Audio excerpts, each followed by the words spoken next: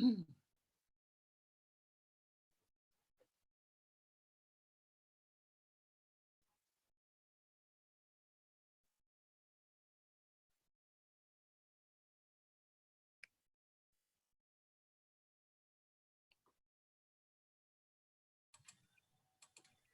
afternoon, good evening, everybody. Let's see another part of a session of this 40-second comprehensive course on echocardiography.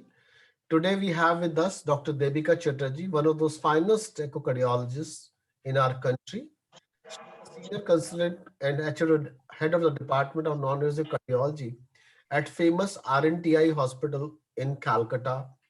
She has got again the passion of teaching echocardiography, and she's taking this lecture from a holiday resort where she's spending days during this extended weekend holidays. With this few words, thank you, Deepika, for your efforts, and it's all yours to show cases of tricuspid valve stenosis and maybe a couple of regurgitation which you have in your armaments. Thank you.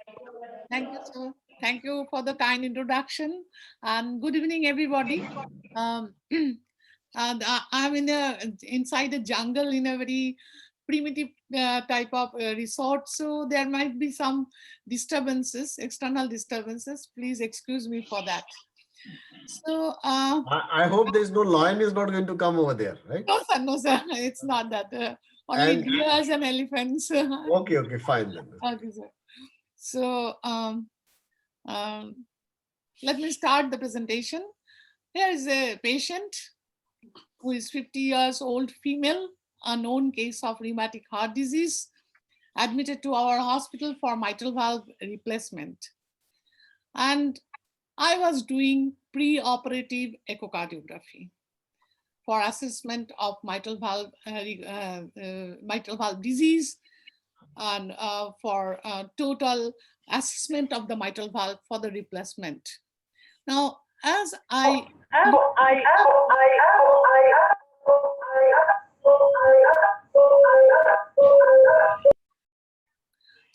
I looked at the mitral valve from the 4-chamber view, sir, am I audible? Very comfortable. Please go ahead. Okay, sir. So as I did the 4-chamber, apical 4-chamber view, as you can see, this is left atrium, left ventricle, right atrium, and right ventricle. And look at the mitral valve. The mitral valve is showing all the signs of mitral stenosis with a mean gradient of 11 millimeter of mercury and mitral valve area 0.71 square centimeter for case of severe mitral stenosis. Now, as I started to look at the tricuspid valve, and I found that here you see look at the tricuspid valve. Sorry. Here, as I started looking at the tricuspid valve has got the similar appearance as like mitral valve stenosis. Look at the mitral valve leaflets, thicken, small opening. And as I put the flow was exactly like mitral stenosis with lots of turbulence across the tricuspid valve. And I was getting a mean gradient of 4 with tricuspid valve area of 0.98 square centimeter. So if I wouldn't have looked at the tricuspid valve properly, the surgeon would have done only the mitral valve replacement, and the patient would have come back and returned back to us with the signs and symptoms of tricuspid valve stenosis. So we need to look at the tricuspid valve properly.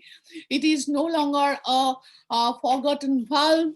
It's high time we look at the tricuspid valve very, very carefully. And it is the largest and most apically positioned cardiac valve, as you know. It has got 3 leaflets called septal leaflet, anterior leaflet, and the posterior leaflet. The leaflets are having variable length and mobility. Anterior is the longest leaflet, is the most mobile, and septal leaflet is the shortest. And I'm going to show you how to look at the leaflets. And leaflets, the tricuspid valve leaflets are much, much thinner and more translucent than the mitral valve. And that is why we may miss tricuspid valve stenosis the organic tricuspid valve stenosis or regurgitation while assessing the mitral valve. So we need to look at it very carefully. Though it has got 3 leaflets, it's really very difficult to visualize all 3 leaflets simultaneously in a single view. We need different views to look at the different leaflets. Here in the apical four-chamber, we see the septal leaflet and on the septal side and the anterior leaflet on the lateral side. Whereas in the RV inflow view, you see this is right atrium and the right ventricle. This is the RV inflow view. Here we see the anterior leaflet and the posterior leaflet. This is the only view where we look at the posterior leaflet. And this is the view where we see again the septal leaflet and the anterior leaflet. You must have learned by this time. This is the parasternal short axis view at the level of the great vessels. Here is the aorta, RV outflow tract. So the leaflet which is closer to the aortic valve is the septal leaflet, and the outer one is the anterior leaflet. And it is to the subcostal view again, we can see the septal leaflet and the anterior leaflet. As you know, this is liver, left atrium, left ventricle, right atrium, and the right ventricle. So the one which is closer to the septum is the septal leaflet, and the outer one is the anterior leaflet. So by looking at these valve leaflets, though we can see 3 leaflets, but it is really very difficult to measure the orifice area from the 2-dimensional echocardiography, because we can't see the 3 leaflets in the same view simultaneously. It is only by the 3-dimensional echocardiography that we can see all the 3 leaflets in the same view, and we can get the orifice area. As you can see, this is from the RV perspective, and this is from the RA perspective, and you can planimeter the valve in the 3-dimensional echocardiography only. However, this is not yet standardized, and it can be used only in the labs where there is the 3-dimensional echocardiography, and it is practiced by the experts. So now we'll have to depend on the 2-dimensional echo.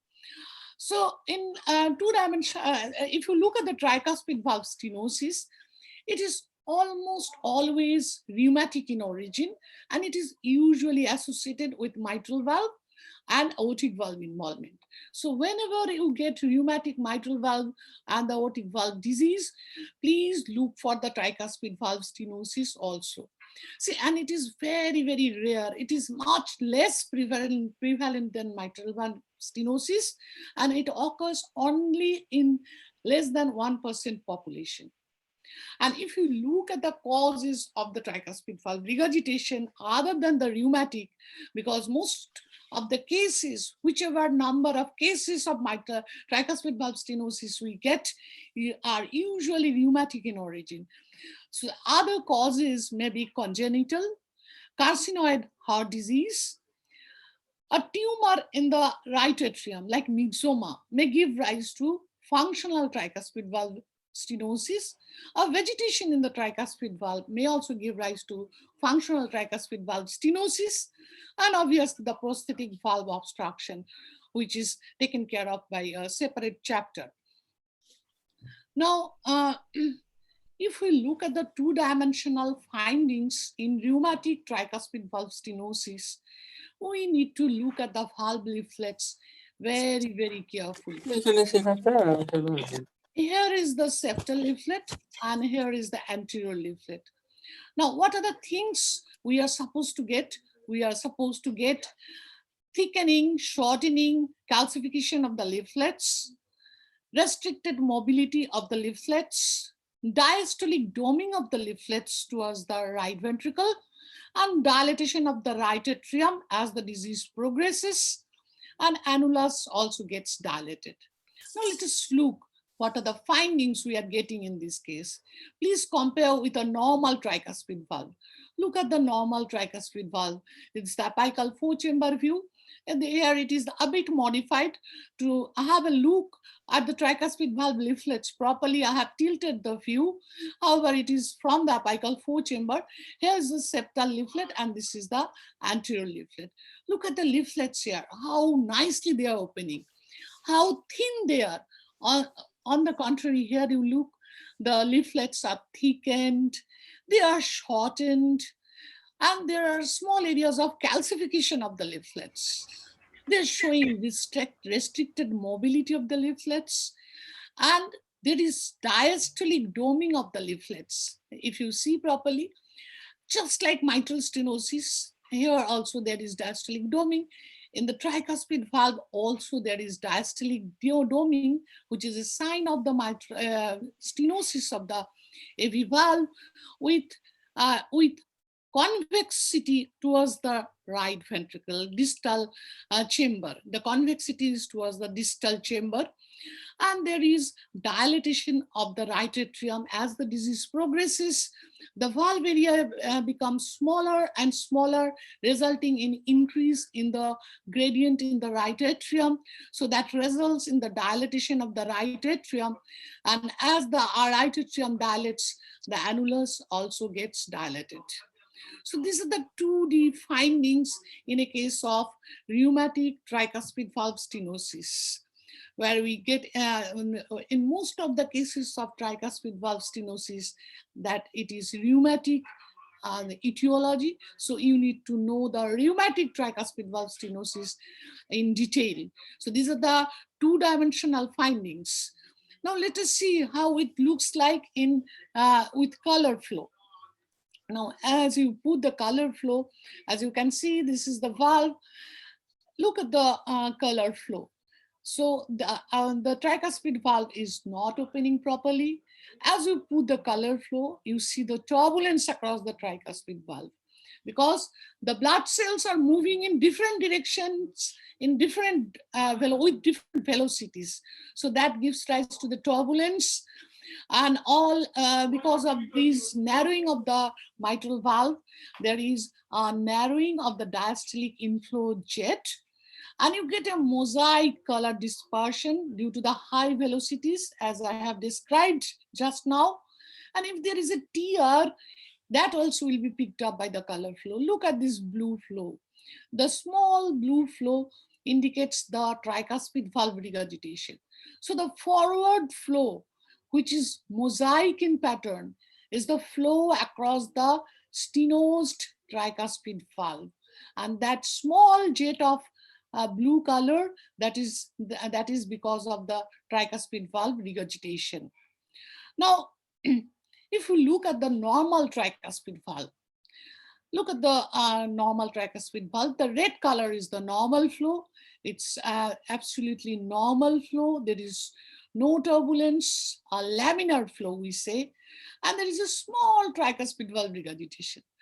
Now, if we do the CW Doppler or continuous wave Doppler across the tricuspid valve, and if we measure the velocity, it rarely exceeds 0.7 meter per second.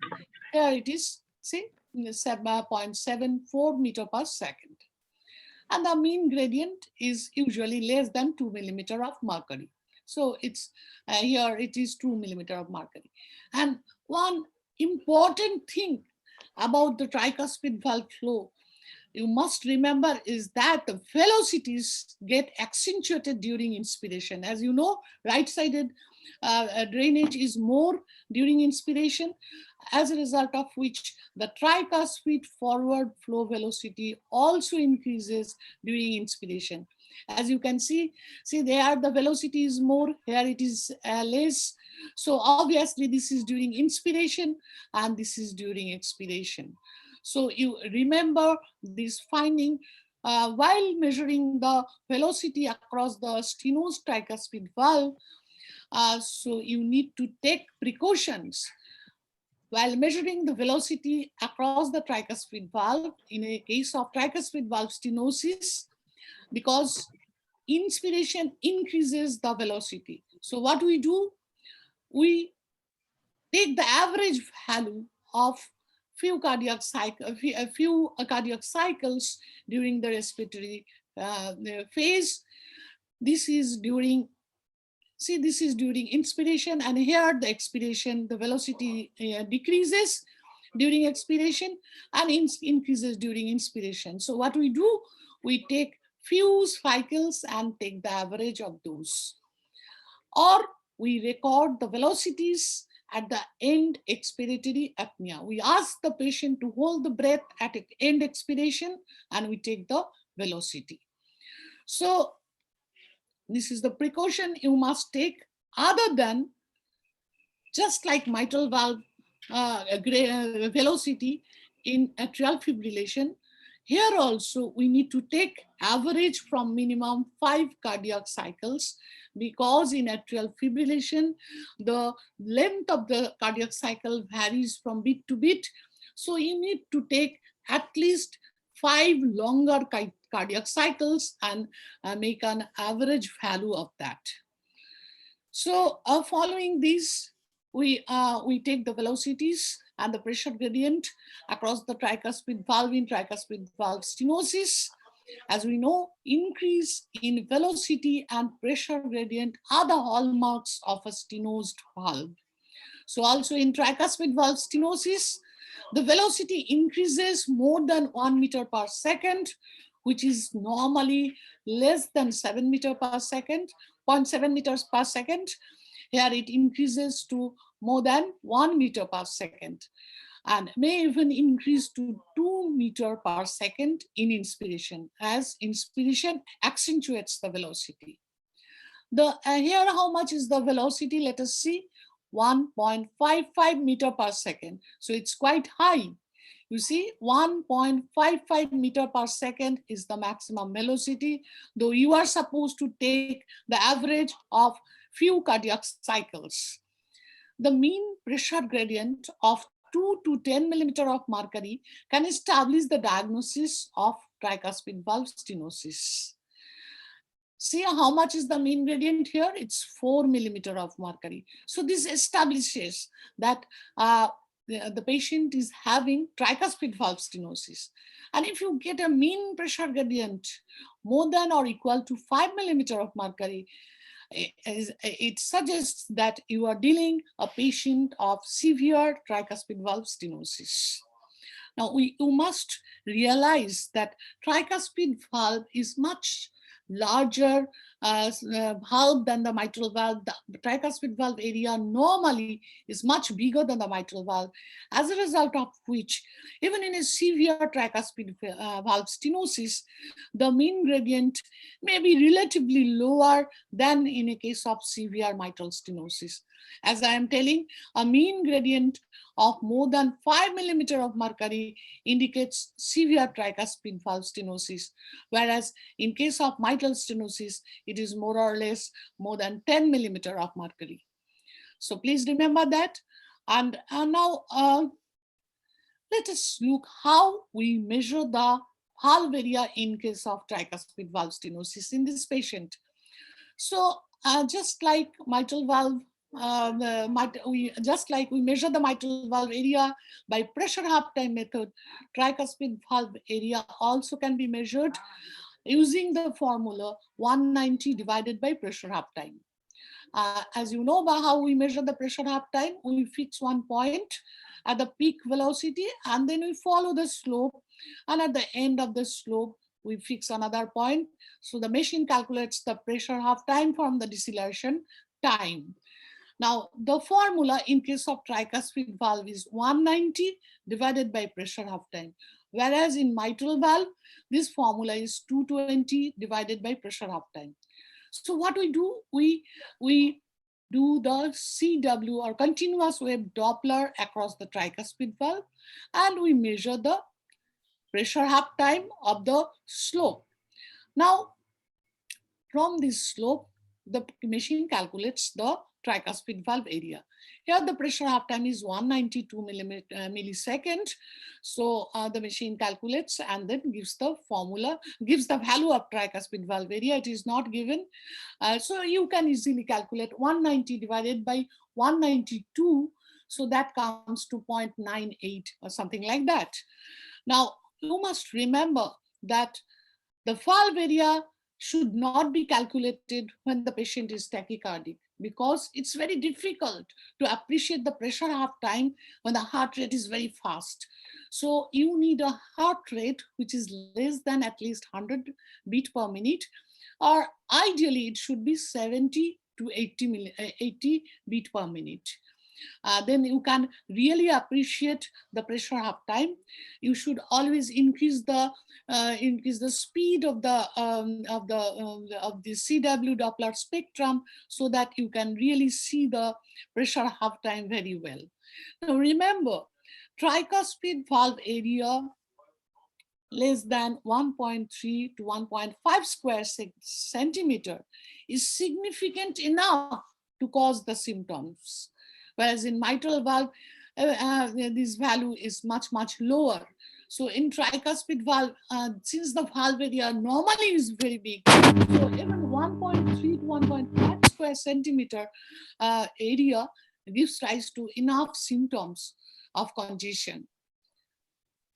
Now, though we can measure the tricuspid valve area by pressure half time method, but remember, when we talk about the validity of pressure half time, while measuring the valve area in tricuspid valve stenosis, it is much less accurate than than what we get in mitral stenosis. So why that is so? This is because there is a difference in atrioventricular compliance of right side and the left side. Left side is much, much compliant than the right side. Moreover, usually tricuspid valve stenosis is associated with some amount of tricuspid valve regurgitation, and that influence of tricuspid valve regurgitation and also RV relaxation and the respiratory variation on the tricuspid valve inflow influences the pressure half time, and that is why it is much less accurate than in case of mitral stenosis.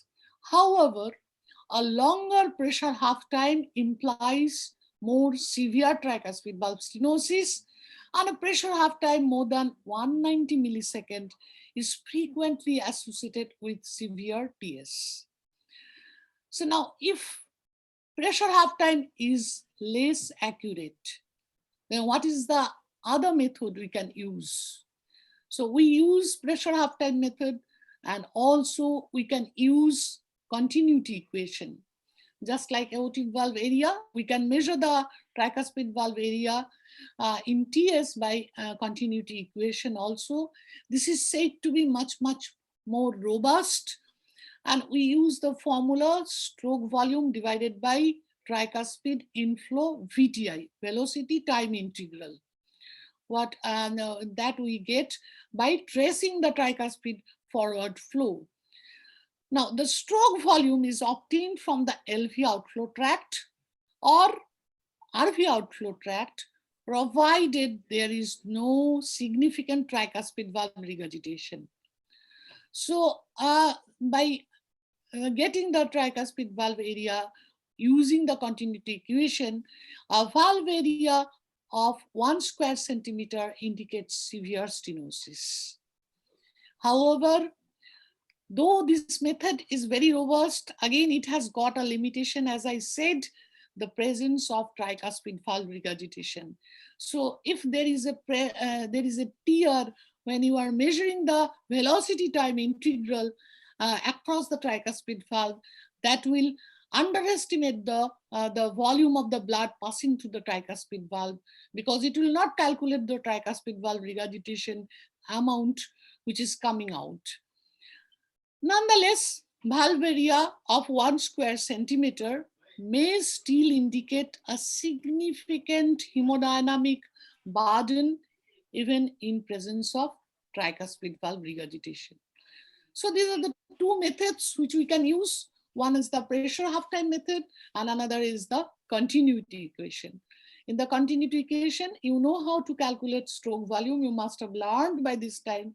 The only value you need to calculate is the tricuspid inflow VTI and divide the stroke volume by that value, and you get the tricuspid valve, effective tricuspid valve area. Now here is a patient, you see, A 40 years old female presented to us with shortness of breath and swelling of legs. The patient, the female, has given history of rheumatic fever in her early childhood. Now, as I did the parasternal long axis, I could see that the patient is having mitral valve stenosis. As you can see, all the findings: thickened leaflets, shortened leaflets, severe subvalvular fusion, and the orifice area is really small. So a case of rheumatic mitral valve stenosis.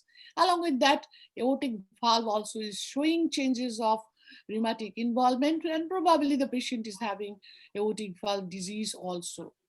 Now, as I went to the fourth chamber view, I could see that not only the left atrium, it is also the right atrium which is enlarged, and you can see the right atrium also is enlarged. And look at the tricuspid valve; it is thickened, shortened, and and it is fibrosed with reduction of the valve area. And as I went to the RV inflow view, which I have shown you, look, this is the anterior tricuspid leaflet, and this is the posterior tricuspid valve leaflet. Look at the posterior leaflet; it's absolutely fixed and restricted movement along with the anterior leaflet, and right atrium is hugely enlarged. So all these findings are suggestive of tricuspid valve stenosis. Now, along with the mitral valve stenosis also. Now, let us look how the color flow looks like. As I put the color flow along the mitral valve, the flow pattern is suggestive of mitral valve stenosis. As you can see, candle flame appearance across the mitral valve along with small mitral valve regurgitation. Now look at the tricuspid valve. There also the forward flow is turbulent, and the flow is suggestive of restrictive flow because of the tricuspid valve stenosis. And along with that, there is a significant tricuspid valve regurgitation also. So a mixed tricuspid valve disease having both stenosis and regurgitation. And as I did the color Doppler study, I mean the CW Doppler, and I do the CW Doppler across the tricuspid valve, and I find that mean gradient is as high as 15 millimeter of mercury. So usually in my isolated case of tricuspid valve stenosis, the gradient is not that high. As I told you, you are expected to get a higher pressure gradient in a combined lesion of tricuspid valve stenosis and regurgitation. So the valve is very tight, having a valve area of 0.41 square centimeter by pressure half time method, but the mean gradient is pretty high. This is because of the presence of tricuspid valve regurgitation along with the stenosis. Here is another patient who is 60 years old male, presented to us with shortness of breath, swelling of legs, a history of few episodes of warmth, redness of face, and also episodes of diarrhea. And on auscultation, I get a loud T1 and a mid-diastolic rambling murmur over the tricuspid valve area. So the features are suggestive of tricuspid valve stenosis. Now let us look at the echocardiography. Now, as I do the four chamber view, I see that mitral valve is absolutely normal. His aortic valve also was normal.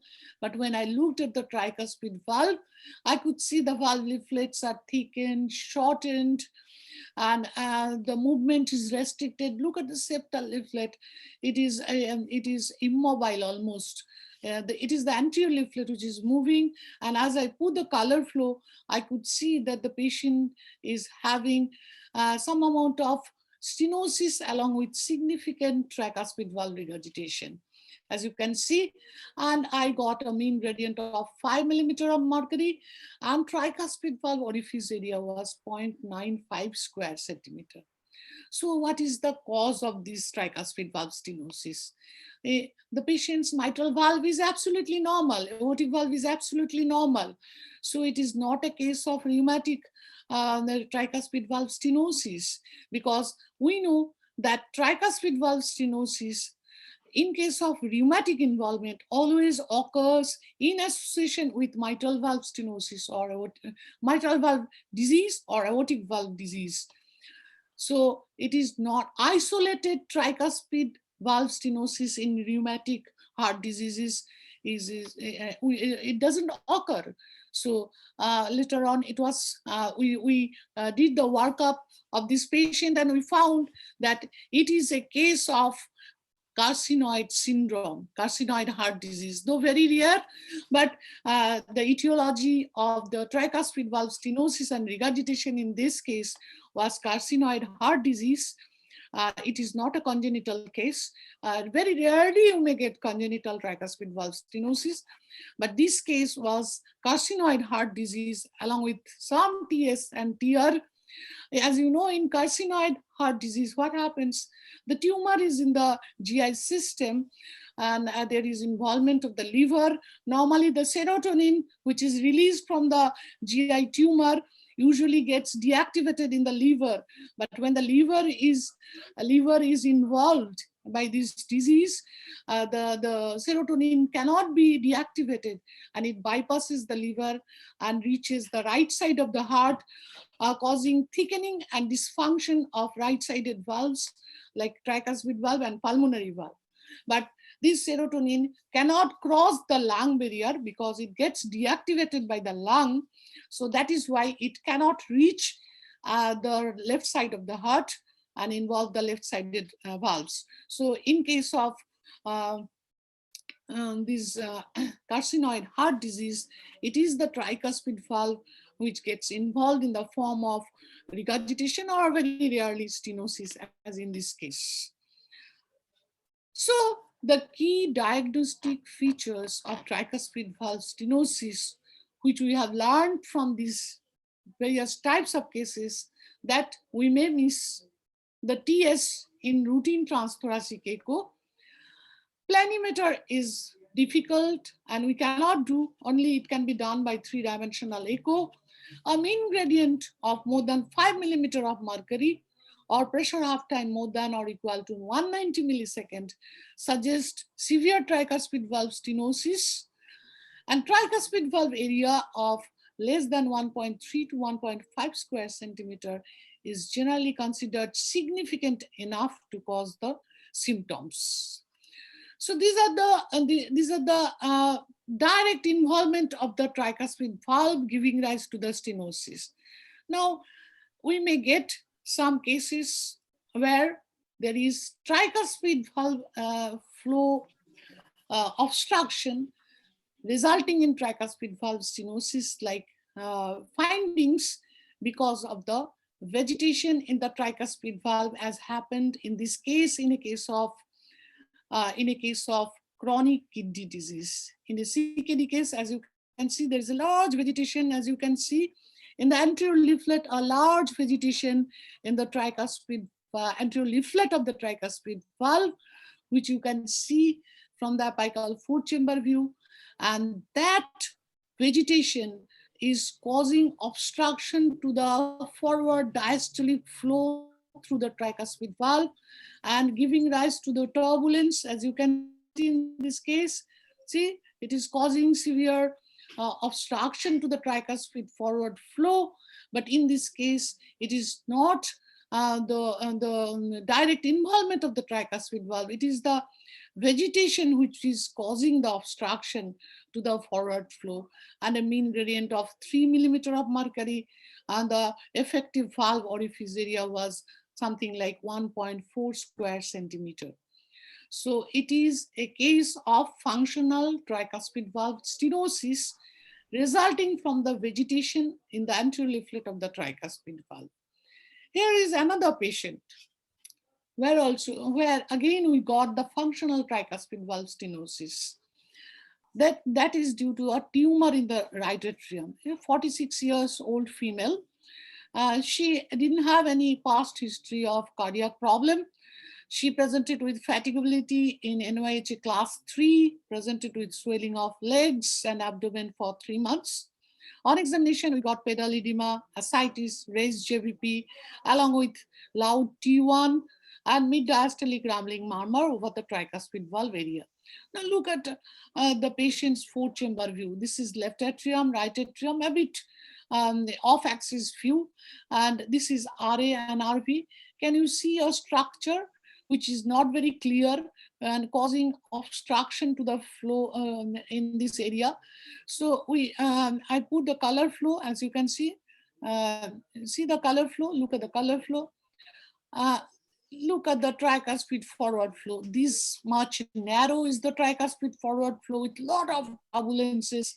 And when I did the CW Doppler, I got a mean gradient of 28 millimeter of mercury. Can you imagine a mean gradient of 28 millimeter of mercury across the tricuspid valve? How much shortness of breath the patient was having.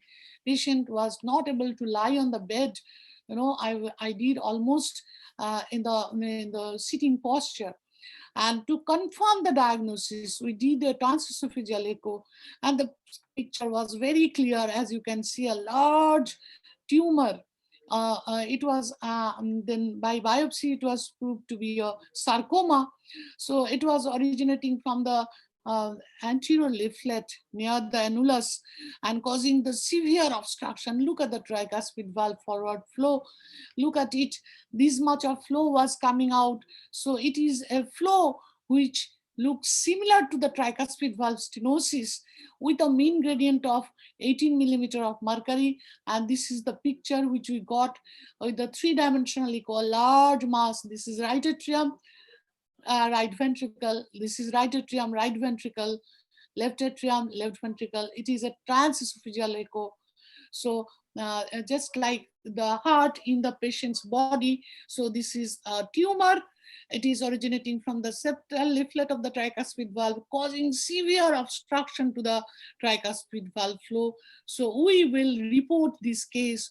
We report this case as functional tricuspid valve stenosis. You must inform the surgeon that it is causing the severe obstruction with a mean gradient of 18 millimeter of mercury, and the effective tricuspid valve area is only 0.57 square centimeter by pressure uptime method.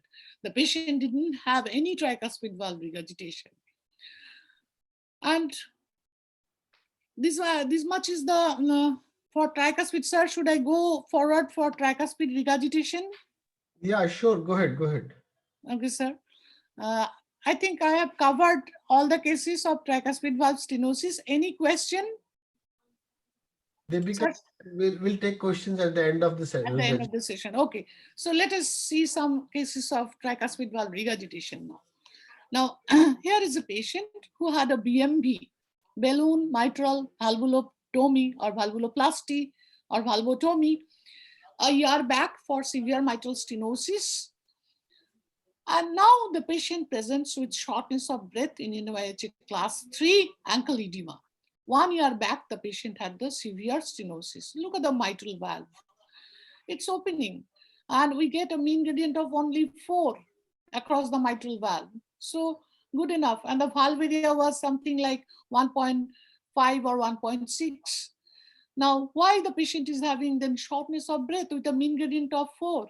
So we looked at the tricuspid valve. Here you see, look at the tricuspid valve. The tricuspid valve is leaking. There is a severe tricuspid valve regurgitation. Along with the regurgitation, if you look carefully, you can see a small left to right flow through this septostomy site, or because of the, during ballooning, we go from the right atrium to the left atrium by puncturing the interatrial septum. So we make a PFO-like thing, and that is persisting, that is giving flow from left to right. Other than that, you see there is a severe tricuspid valve regurgitation. This regurgitation is giving rise to the problem to the patient, to a shortness of breath. And this type of severe regurgitation, if we miss before BMB, and it it predicts poor outcome. The patient is going to come back to you after, see this case presented just after 1 year, because this regurgitation was missed and this tricuspid valve was not studied properly. So we need to look at the tricuspid valve very carefully. Here is another case. See, 55 years old male had mitral valve regurgitation, mitral valve replacement 5 years back. Now presents to us with acute exacerbation of the shortness of breath, distended neck veins, and ankle edema. We see, look at the prosthetic valve. It is a bileaflet prosthetic valve. As you can see, two white dots. And this is a bicuspid, bileaflet mitral prosthetic valve having a mean gradient of only 3, which is quite normal. So his shortness of breath is not originating from the mitral valve. Now, let us have a look at the tricuspid valve. See, tricuspid valve is showing severe regurgitation, as you can see. See here, this is a color comparison. This is 2D, and look at the color flow, severe tricuspid valve regurgitation. So this type of moderate to severe tricuspid valve regurgitation during follow-up after mitral valve replacement is an independent predictor of heart failure. This is the reason patient has come back to us with the heart failure. It is not because of the mitral valve replacement, rather this was missed. So see, tricuspid regurgitation is a highly prevalent disorder. When it is less than severe in the preoperative echo, and if we leave it untreated, this tear might not resolve after correcting the mitral valve lesion, either by BMV or by mitral valve replacement, and may appear after the surgery or after BMV. And remember, the tricuspid valve intervention should be performed at the time of the initial mitral valve surgery, because if we delay this isolated tricuspid valve intervention, result is not good. And moreover, if we leave it untreated, the patient is going to develop RV dysfunction, and the severity of the TR will increase and patient will have the heart failure. So this is the cause. And if we look at the tricuspid valve, normally the mild tricuspid valve regurgitation, as we say, it is physiological. It is present in 80 to 90% of normal population. This type of regurgitation shows normal tricuspid valve leaflets, and the regurgitation is almost restricted to the area adjacent to the valve closure. It is short in duration and usually it is of low velocity. So we are not bothered when it is normally present. But this type of small regurgitation of tricuspid valve, if present in presence of mitral valve disease, as in this case, we are worried. We are worried because we want to know whether it is functional or it is organic, whether something has to be done during the mitral valve surgery, or should we leave it like that.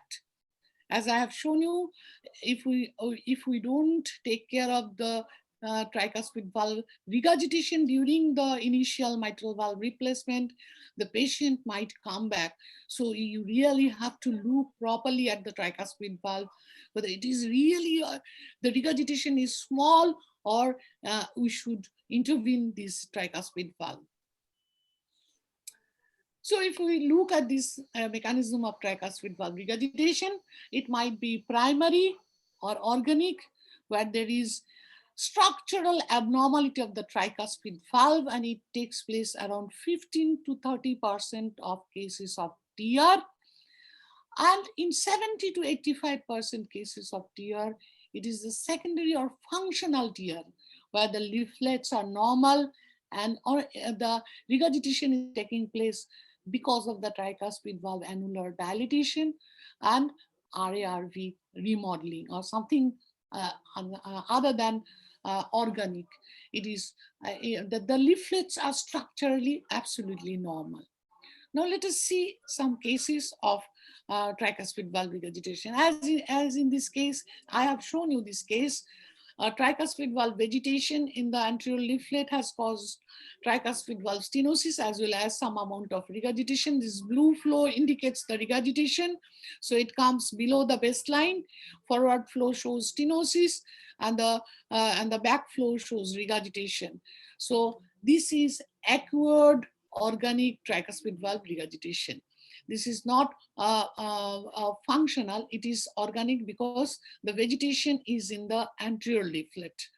So anterior leaflet is diseased. That is why we are calling it organic, and we are calling it acquired because this was not from the birth. This is because of infective endocarditis. And let us see another case, how it looks like. Look, this is a case which has resulted in iatrogenic organic tricuspid valve regurgitation because of the pacemaker. You see this, the head is the pacemaker lead. Though the pacemaker lead should be seen in the subcostal view, but I wanted to show that tricuspid valve and the regurgitation, so I did it from the forechamber. But normally to look the pacemaker lead, we go to the subcostal view. Anyway, this is the pacemaker. As you can see, a bright whitish line in the RA and the RV going through the tricuspid valve. This tear, as you can see, this is causing a significant tricuspid valve regurgitation. Now, in pacemaker lead, if you get the regurgitation, it might be due to directly this pacemaker may directly affect the motion of one or more leaflets or interfere with the subvalvular apparatus, or even it may perforate the leaflets, and also it may preclude the adequate leaflet coaptation. So there are various causes which of causes of or TR in cases of pacemaker lead. Now, let us see another case. This is also a pacemaker. Here there is a large vegetation in the pacemaker, and the pacemaker itself is causing the severe regurgitation, as you can see. So it is a case of iatrogenic tricuspid valve regurgitation. And here, this is a case, this is another case of carcinoid syndrome.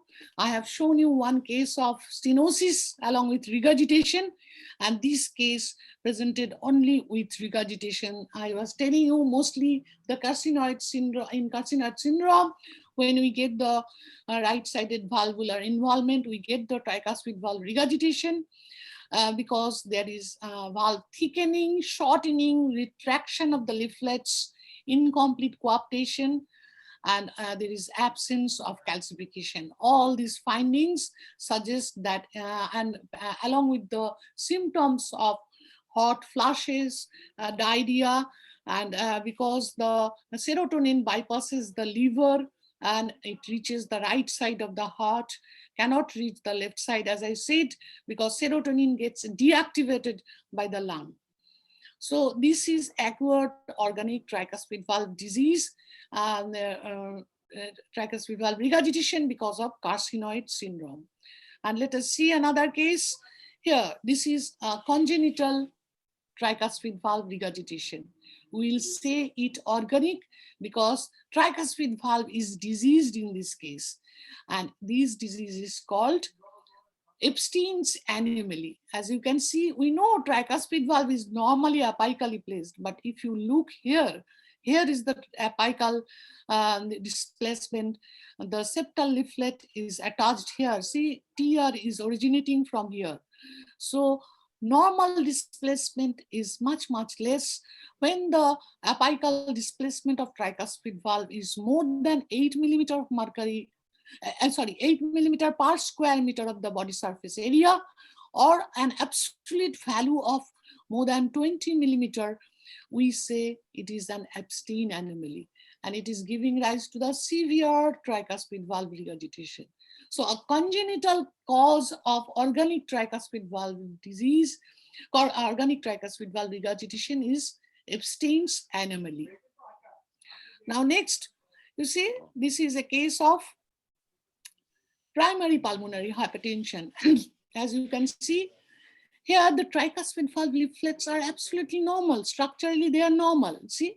But RA and RV are dilated. The LV has become D-shaped, and we get a tear. This tear is giving a gradient of 72 millimeter of mercury. So this is a case of primary pulmonary hypertension resulting in RA-RV dilatation. Tricuspid valve leaflets are structurally normal. Annulus is dilated along with the dilatation of the RA and RV, giving rise to the tear. So a cause of functional tear is also pulmonary hypertension. And here is another case of tricuspid valve regurgitation that we get in cases of RV infarction. This is a case, you see, if you look here, this is the short axis, the parasternal short axis view, and you look at the different segments. Here is the inferior wall. Inferior wall is infarcted, has infarcted. This is again appreciated in the apical two-chamber view. As you can see, the anterior wall is moving normally. It is the inferior wall which is scarred. And along with that, as we look at the modified four-chamber view, we see that RV free wall is absolutely infarcted. There is no muscle mass. There is only scar tissue in the RV free wall. And as I put the color flow, I get the tricuspid valve regurgitation. So this tricuspid valve regurgitation in a case of RV infarction is due to papillary muscle displacement. The RV has become dilated and it has infarcted, and there is also tethering of the leaflets and resulting in leaflet malcoaptation. So these are the different causes of tricuspid valve regurgitation. Here is another case of tricuspid valve regurgitation, which is quite severe. As you can see, look at the tricuspid valve regurgitation, it's severe. Whatever flow is going in the RV is coming back to the RA. And this is because it is a case of RV cardiomyopathy. Look at the RA and RV free wall is not contracting. It is absolutely standstill. So it is a case of RV cardiomyopathy. Again, the cause of functional tricuspid valve regurgitation in a case of RV cardiomyopathy is due to the papillary muscle displacement, because RV is dilated. There is increased tethering of tricuspid valve leaflets. The tricuspid valve leaflets get attached, they are far away with each other, and there is malcoaptation of the leaflets, resulting in severe tricuspid valve regurgitation. Then here comes another case of tricuspid valve regurgitation, which we frequently get in case of atrial fibrillation. See, in atrial fibrillation, not only the left atrium, it is the right atrium which also gets dilated. So as the RA dilates, there is dilatation of the tricuspid valve annulus.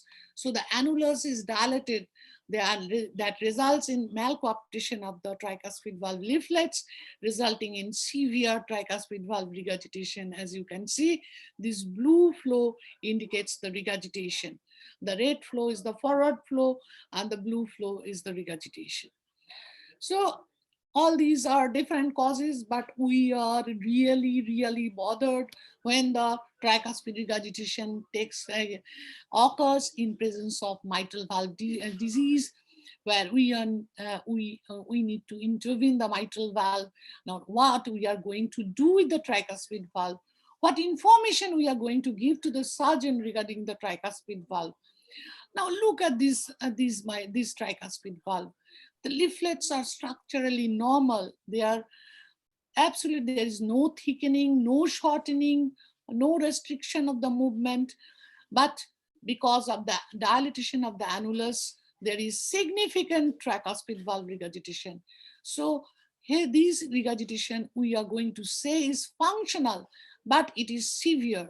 So surgeon is going to intervene this valve, but in a different way because of the not involvement of the tricuspid valve by the rheumatic process. If the surgeon does the annuloplasty, these will result in reduction of the tricuspid valve regurgitation, and the patient will be benefited. On the other hand, you look at this valve, look at this valve, look at the septal leaflet. It is absolutely fixed. It's not moving at all. It is only the anterior leaflet which is trying to close the valve. So this is not a functional tricuspid valve regurgitation as you get in this case. This is an organic tricuspid valve disease. You look at the tricuspid valve, it is also quite significant, at least moderate to moderately severe, but this is not functional. So the information which I am going to give to the surgeon is different in this case. I am going to describe it in a way where surgeon will understand that the annuloplasty might not help in this case because septal leaflet is almost fixed. There will be no role of the tricuspid, septal leaflet of the tricuspid valve. The septal leaflet of the tricuspid valve is not going to take any part in the closure of the tricuspid valve. So an organic tricuspid valve disease with at least moderate tricuspid valve regurgitation, organic involvement of the tricuspid valve. So we must remember that more than 1/3 of the mitral stenosis patients have at least moderate tricuspid valve regurgitation, and there is poor long-term prognosis even in moderate mitral tricuspid valve regurgitation in a case of mitral stenosis, and also in case of severe tricuspid valve regurgitation. The significance of TR in mitral valve disease is that severe TR before BMD predicts poor outcome, as I have already told you, and patients with TR after MVR have reduced exercise capacity compared with the patients without tricuspid valve regurgitation. And moderate to severe TR during follow-up of mitral valve replacement is an independent predictor of heart failure and heart failure related death. So we need to look at the tricuspid valve before we do anything with the mitral valve when there is a TR in presence of mitral valve disease. Now, if we look at the pathogenesis of the tricuspid regurgitation in mitral valve disease, it is mostly functional. It is mostly functional because the long-standing pulmonary hypertension results in RV dysfunction and remodeling. As I said, the RV gets dilated, the papillary muscle is displaced, and the annulus gets dilated, and that increases results in tricuspid valve regurgitation. Now, this TR itself will further dilate the RV, resulting in RV dysfunction, further increase of the annular size, tethering, and worsening of the TR, tethering of the tricuspid valve leaflets, and worsening of tricuspid regurgitation. If causes the RA dilatation, I have already shown you the cases. The atrial fibrillation itself can cause the RA dilatation that will result in annular dilatation. But in some cases, we get the organic tricuspid valve involvement, as I have shown you already. And it is due to the direct involvement of the tricuspid annulus or by the tricuspid valve leaflets and by the rheumatic process, which weakens the annulus. So all these causes result in tricuspid valve regurgitation in presence of mitral valve disease. So while assessing the TR, we first differentiate whether it is functional and organic. Then we look for the severity of the TR. We look at the annular size. We look at the RA-RV dilatation, RV systolic function, and the pressures. A complete understanding of the mechanism and hemodynamic impact of the tear can lead to the improved technique of the valve repair. These informations are very, very crucial to the surgeon. All these information, whether it's organic or functional, how much is the tear, how much is the annular size, how is the RA and RV size, and how is the RV systolic function. Each and every information is very, very crucial to the surgeon. So you are going to write all the points in your report when there is tricuspid valve regurgitation in presence of mitral valve disease. So the echo parameters which are surgically relevant are the anatomy of the leaflets, whether leaflets are thickened, there is commissural fusion, though we can't see the commissural fusion and caudal thickening in tricuspid valve properly, at least we can see the thickening restriction of the leaflets and also the doming. And we also need to know the annular diameter, and also we need to know whether it's functional tear. If it is functional, the valves are normal, so we can spare the valve. The surgeon can spare the valve whether correcting the functional tear and go for a repair rather than replacement. And also we need to look at the RV function. And annulus is very, very challenging in tricuspid valve. Annulus is very, very challenging in echocardiography because it is a complex non-planar, it is having a non-planar geometry. The tricuspid valves especially, it's normally oval shaped, becomes more circular when dilated, 20% larger than the mitral valve annulus. And we need to measure the tricuspid valve annulus because by that we can identify the underlying mechanism of the tear, whether it's functional or organic. And that will decide the surgical decision-making process. The surgeon will decide on your findings of the tricuspid valve and that annular size. The surgeon will decide whether the patient has to undergo tricuspid valve surgical intervention or not, or if at all he or she is going for the surgical intervention of tricuspid valve. What type of surgery he's going to do, that also depends on your echocardiography findings. So we need to be really, really careful while giving the reports. Now remember, the annular size is normally 2.8 plus minus 0.5 centimeter when we measure from the transthoracic epi 4-chamber view. We measure it between the base of the septal leaflet and the base of the lateral leaflet, and the tricuspid valve is wide opened. So the maximum diameter of the annulus is the size of the annulus, proper size. And the annulus dilatation occurs in the anteroposterior direction along with the RV free wall as the septal leaflet is more fibrous and fixed. So it dilates in this direction. Remember it. We measure the annulus in this way. Here it measures 4.1 centimeter, which is quite dilated. And this measurement is taken from the transesophageal echo. Here is the icon of the transesophageal echo. This is LALV, RARV. So this is the annulus. Now, the surgeons rely more on the transthoracic and measurement of the annulus, tricuspid valve annulus, which is more accurate than the transesophageal echo. So we have to learn how to measure the tricuspid valve annulus also.